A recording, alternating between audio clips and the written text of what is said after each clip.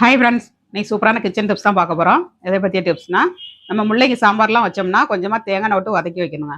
தேங்காய் விட்டு வதக்கி வச்சிங்கன்னா அந்த சாம்பார் வந்து வாடையே இருக்காதுங்க. சிலவங்க வந்து முள்ளங்கி சாம்பார் சாப்பிட மாட்டாங்க வாடை அடிக்கின்ட்டு. வாடை இல்லாமல் இருக்கணும்னா இந்த மாதிரி தேங்காய் விட்டு வதக்கிட்டு அப்புறமாட்டு சாம்பார் வைங்க, வாடையே இருக்காதுங்க. இப்போ முள்ளங்கி வந்து நம்ம வதக்கி எடுத்துக்கலாம். முள்ளங்கி வந்து தேங்காய் விட்டு வதக்கணும், வதக்கினா தான் அந்த வாடை அடிக்காது. அதனால் தேங்காய் விட்டு வதக்கிடலாம்.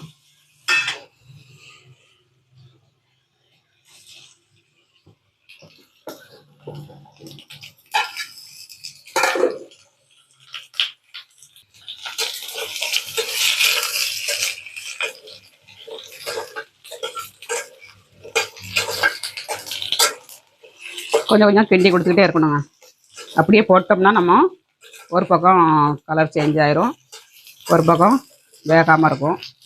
அதனால் கொஞ்சம் நேரத்துக்கு வரைக்கும் அப்படி கிண்டி கிண்டி கொடுத்தோம்னா ஒன்று போல் நல்லா வதங்கிடும். உங்களுக்கு பச்சை வாடையே இருக்காதுங்க.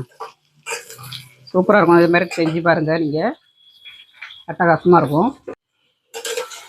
முள்ளங்கி வந்து நல்லா வதங்கிருச்சுங்க. இதில் வந்து நம்ம புளியை கரைசலை ஊற்றிடலாம். புளி அப்புறமா மசாலா எல்லாத்தையும் விட்டு இதில் கொஞ்சம் நேரம் கொதிக்க விடுங்க. முள்ளங்கி வந்து நல்லா வெந்துருங்க.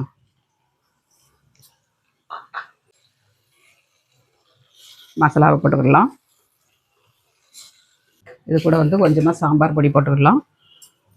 ஆப்ஷன் தான், சாம்பார் பொடி போடணுன்னா போடுங்க, அல்லாட்டா நீங்கள் தேங்காய் போட்டு அரைச்சி ஊற்றினாலே சூப்பராக இருக்குங்க. ஒரு 2 ஸ்பூன் போட்டிருக்கேன். கொஞ்சமாக உப்பு போட்டு நம்ம வேக விட்டு கொஞ்சம் மசாலாவோட பச்சை வடைலாம் போனோன்னா பருப்பில் ஆட் பண்ணிடுங்க. இப்போ கொஞ்சமாக உப்பு போட்டுக்கலாம் முள்ளங்கி வேகிறதுக்கு.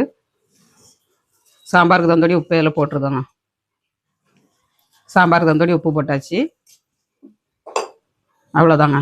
நம்ம நல்லா கொதிக்க விட்டு கொஞ்சம் முள்ளங்கி வெந்த உடனே நம்ம பருப்பு கூட ஆட் பண்ணிடணும். அப்புறம் வெங்காயம் நல்லா வேகணுங்க.